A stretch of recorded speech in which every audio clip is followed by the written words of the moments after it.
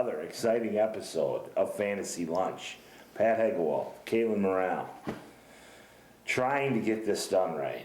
No hiding behind the computer screens, no hiding behind your partners, straight on eye contact. Say hello to Jim Plunkett. I don't even know who that is. This is George Rogers, former Heisman Trophy winner. That's Mark May, ESPN analyst. I still don't know who that is. So it's been interesting so far, and you've got yourself a whole truckload of interns that you have to deal with on a daily basis. I mean, you're just a little young to be a mother hen, in my opinion. What is up with that? How did you end up with this job? And more importantly, what can people expect from the interns at World Fantasy? Well, maybe it's because I'm so immature, I just relate to them better. I don't know. I know I don't have the patience for them personally. Well, someone had to do it, and you got the short straw. I was going to be a teacher at some point in life, so apparently I deal well, and I'm a good instructor. But I think the best thing about having the interns is they're going to keep the office running while you and I come in here and have fun and talk rapid draft with our great viewers. Yeah, it's every single day there's a new possibility of something that could affect our world. My luck, Brett Favre will break news when I'm gone. When Brett Favre signs, and trust me, he will sign. When Michael Vick lands in the NFL, and trust me, he will land in the NFL. Stupid enough to sign him right now. Come on. I know. It's all about the great athlete. They don't care what kind of character he has. But I would, if I'm looking to sign Mike Vick, I'm looking to sign Mike Vick and make him a running back / linebacker. Just completely go away from the whole, I think I'm going to make you a quarterback, Mike. No, you're not. Yeah, you don't want to be the lead guy on the team after everything. Exactly. Why not just smoke him in under the radar? We are in Wisconsin. They do a lot of hunting in Wisconsin. With all due respect to the people at PETA, and with all due respect to those who have a major issue with what Michael Vick did, I am not a judge, I am not a jury. I'm not here to judge him. He's paid his debt to society, so let that be bygone. The bottom line is people in Wisconsin view animals and view the way animals are treated completely different than they do in San Diego, completely different than they do in Miami. You bring Mike Vick into a place like Green Bay and say, you could line up at linebacker on defense. You're going to be on every one of our special teams. We're going to put you at tight end if we want to. We may direct snap the ball right back to you and have you run with it 85% of the time and throw it the other 15% of the time.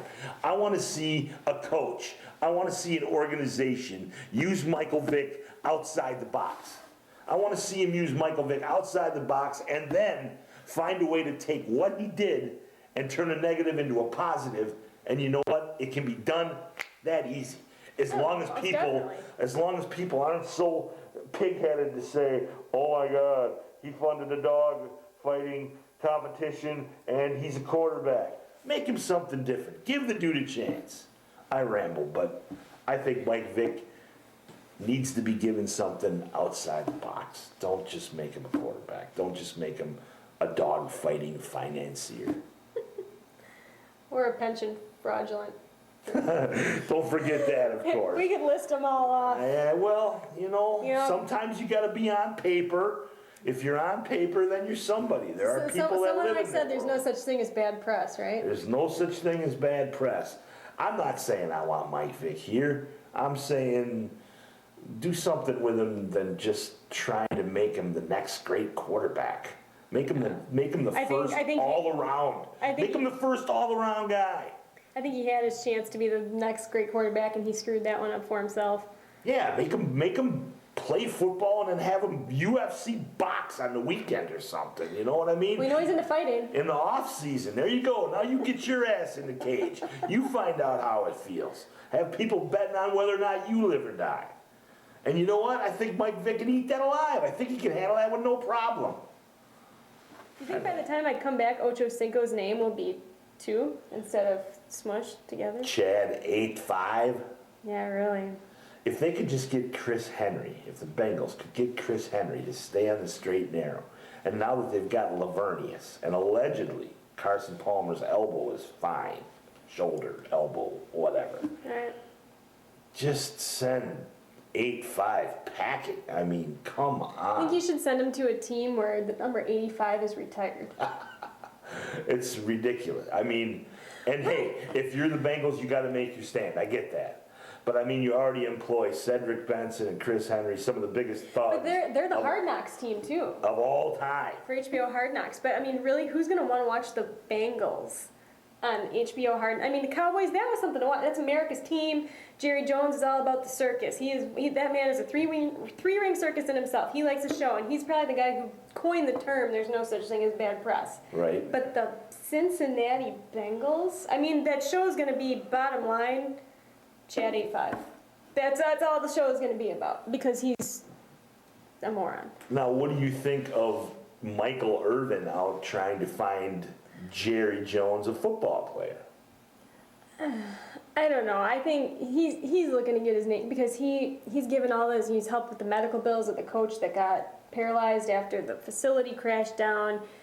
He's putting himself out there quite a bit right now. I don't know what the deal is with that. Who, Jerry or Michael? Michael. Michael? Yeah.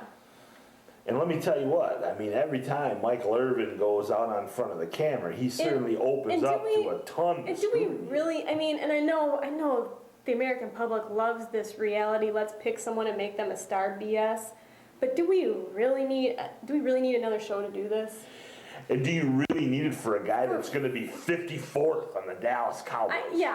I mean, I guess maybe the opportunity to have a Cowboys jersey and play, but you know what? To me, that's just a sympathy vote. It's still, I guess, America's love for the reality thing, for the everyday. It's like, not only what does this guy make the roster, but what makes him tick. Is it getting to a point, though, where we're just becoming immune to reality TV?